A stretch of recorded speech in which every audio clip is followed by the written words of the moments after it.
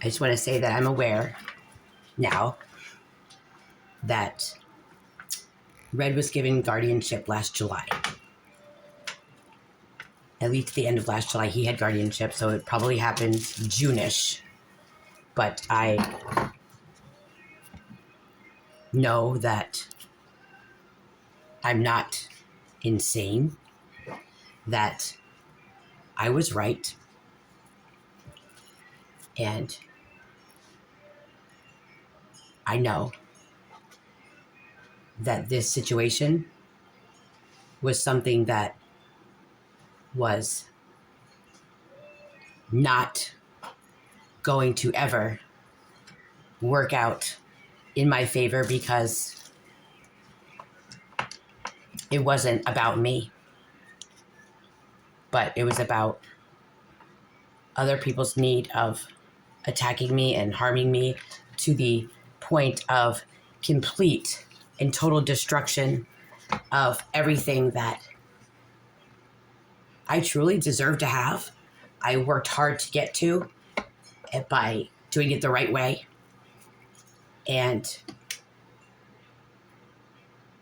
it was not only taken from me as I picked Mom up from the airport and got back, and she basically was like, go find a life. It's my house now, my property now, my kid now, go on. But when the caseworker and the guardian ad litem kept saying that to me over and over and over again, it was not only gaslighting, but painful. And going to court every month to hear nonsense about me instead of hearing that I was passing every drug screen, I was doing everything that they asked me to do, and then some. There was always something more.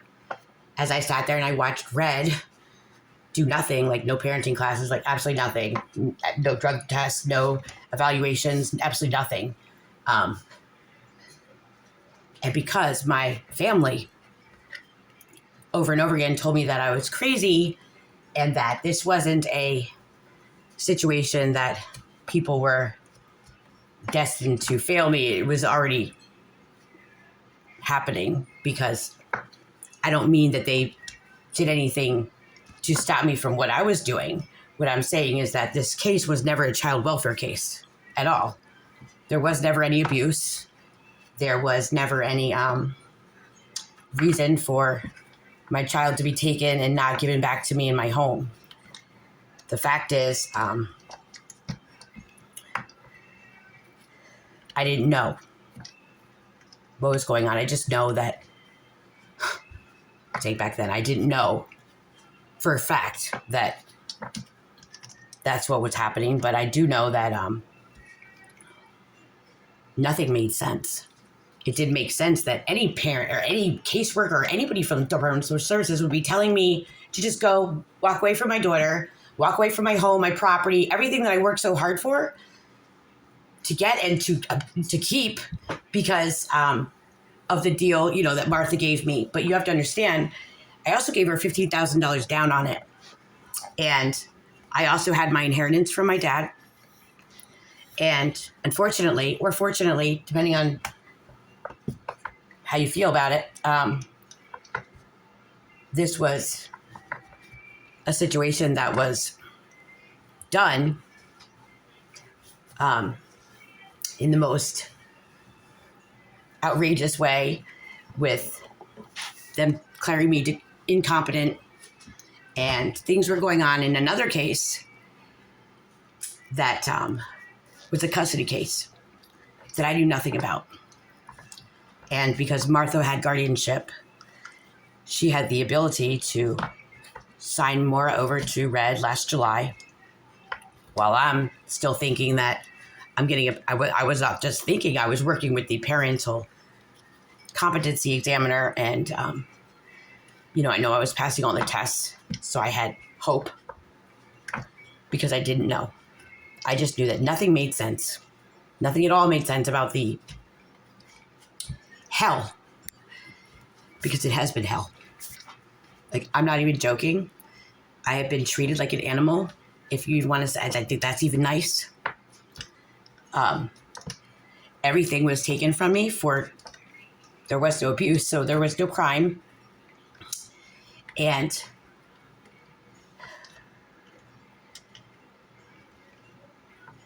it was done so, and my future too, because I was forced to spend all my inheritance and on motel rooms and just stupid things that I had to replace because Martha sold the condo furnished with my belongings for $100,000 profit and never returned the 15 either. So 15,000. So I know that one thing is for sure, that all of you have been duped and lied to and misled just as much as I have. And I made this video because I just found my dad's letter from January of last year. And he was asking me if I was doing everything the judge and the police and like the caseworkers were saying to do. And my answer is yes, but the police were not involved in this. So I'm kind of curious as to what that comment was about. The police never ever made any reports to DSS. The reporters were a few people, and they're the people who profited financially from this, and also who had a lot of fun, saying that I'm doing all these crazy things that I was not even in the area to do, let alone I didn't have any attorney because the attorneys were just like a warm body in the courtroom. And I never, ever, they never accepted anything after the court dates. So when you go to court, there's court summaries, and I'd find out about them in the courtroom. And then when you give the evidence after, they never go back and correct it because it was all just a distraction from what was really happening with the other case, the custody case, that I was not a part of, because that only came to be on December 11th, after my daughter was put into foster care and under Martha's guardianship on December 8th. So this is a situation that is devastating because not only did I know that I spent an obscene amount of money doing things that I should have never had to do, but I was stupid enough to fall for it. And I was stupid enough to believe my family when they said, no, that's not about what's going on here, and shun me and tell me it's all my fault, when I know for a fact it's not all my fault. There's all my proof. I'm scanning it and compiling it because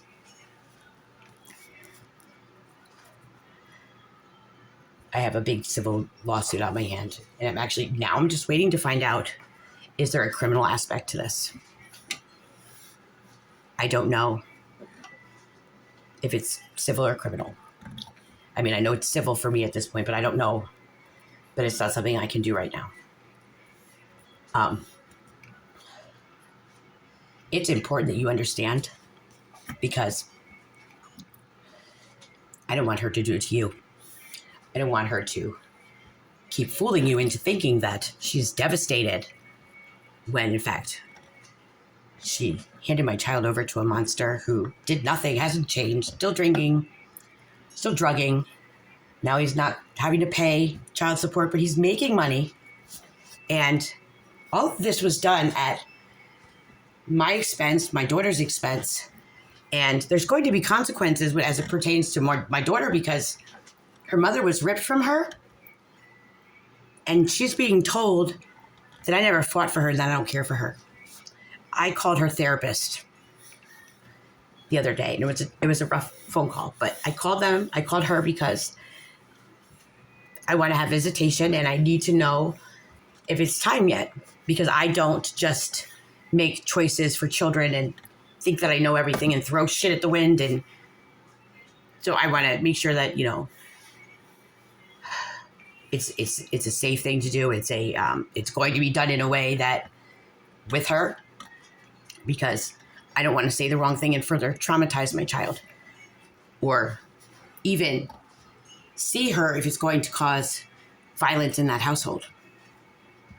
When you give a man who doesn't like to work and he's just a bum $900 a month to live with, and also pay back that second mortgage that was taken out to, pay for all of this.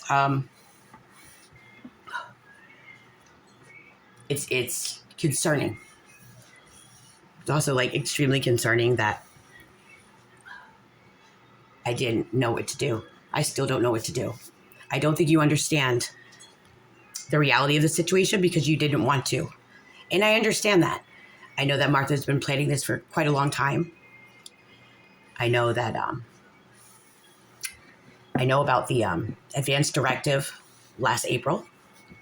I know a lot that I've always known, but for some reason, somehow, some way, as I'm scanning through all this stuff, last night it clicked.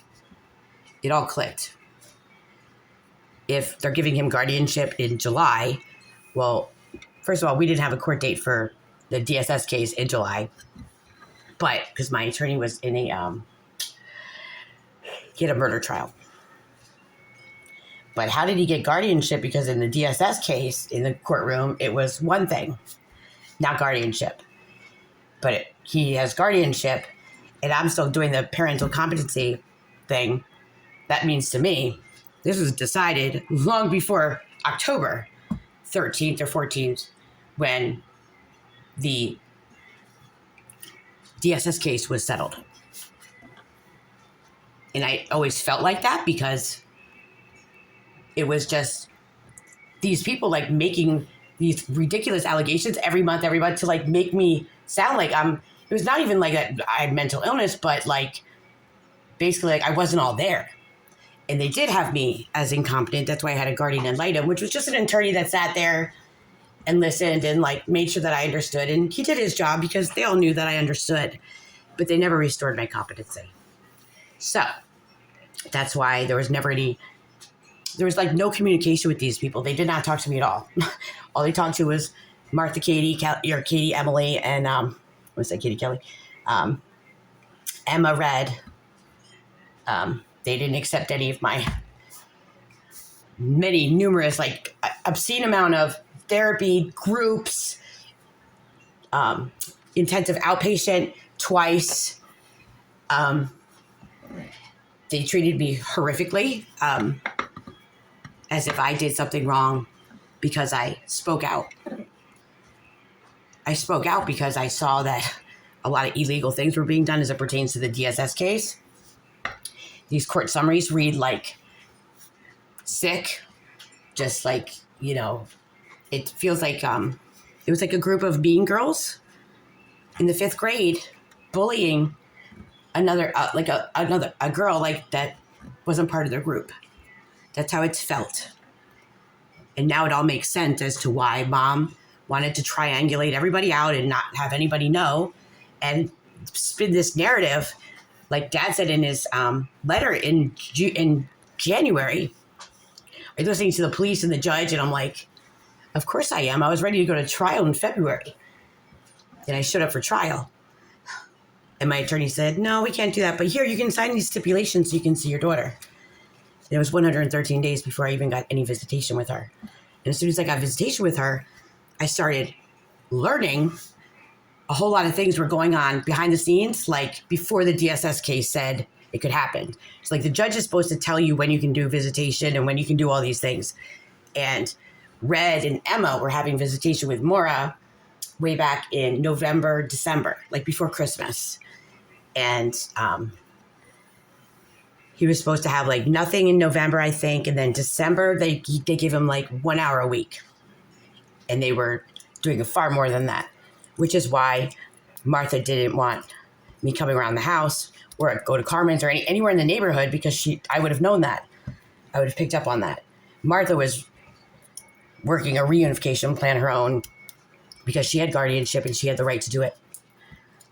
And I didn't know any better because I never got any paperwork from these people that I begged for. I never got any answers about anything that I begged for. I was just treated that way. Like someone who doesn't matter, someone who's just a piece of shit, someone who deserves this. And I know that they felt that way because, well, that's how my family treats me. That's how you all have treated me. That's how you've all wanted to treat me. And it's sad because I'm the only one that's been telling the truth. And I'm the only one who's been spending over $30,000 on something that was never going to be, because I didn't know enough about anything except for the bits and pieces that people would say to me that didn't make sense to me. It didn't make sense to me that Dad's talking about a police officer. Like, there was no police involvement in this. There was no abuse. You know that, right?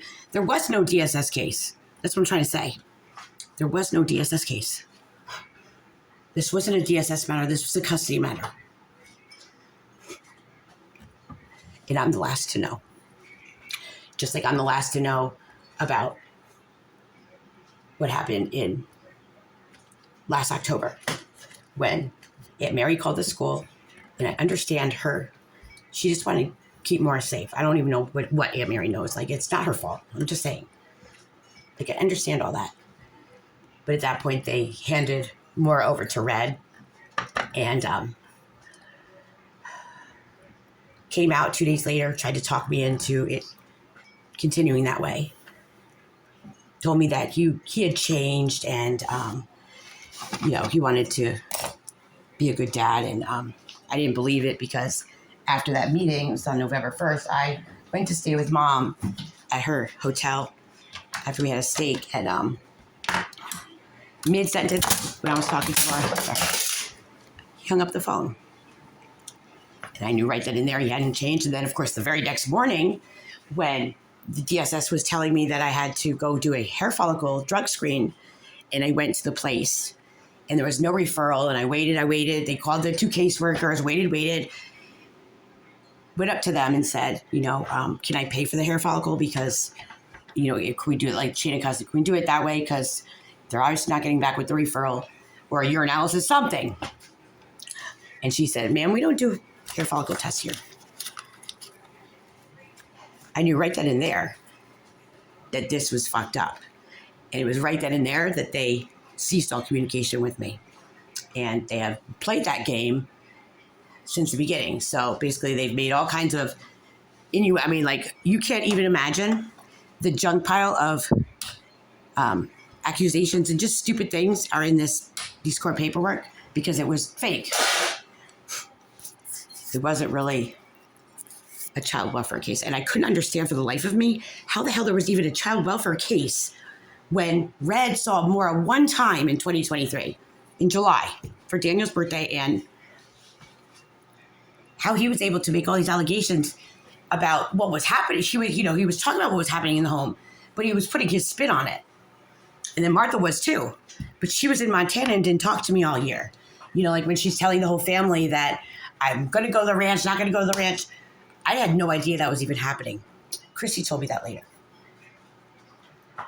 I don't know how long my mom's been planning this or just tried to get everybody to think that I'm just some fucking strung out druggie who abuses her daughter when it was nothing like that. And she doesn't want anybody to know because she doesn't really care about what she did to Maura or what she did to me because she slaughtered our life. As we knew it, our life. And I worked hard after the last time I got away from that bastard to finally be in a position where I could afford my bills. I had extra, I've saved, then I got my inheritance. And she stole my future, my daughter's future. Spent my money for me because she unlawfully evicted me. So Dad, when you say I should be grateful, and I'm grateful for the opportunity for her to not only steal $15,000 from me because I gave her that to put down on the home without a agreement or contract because I trusted her. But they also, I paid